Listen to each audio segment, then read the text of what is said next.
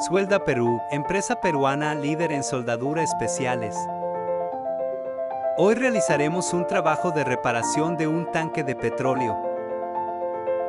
Procederemos a cortar la tapa del tanque.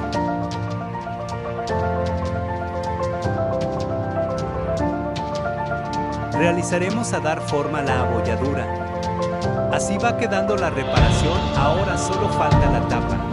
Procederemos a soldar la tapa con la soldadura TIG. Finalmente la reparación del tanque de petróleo ya quedó.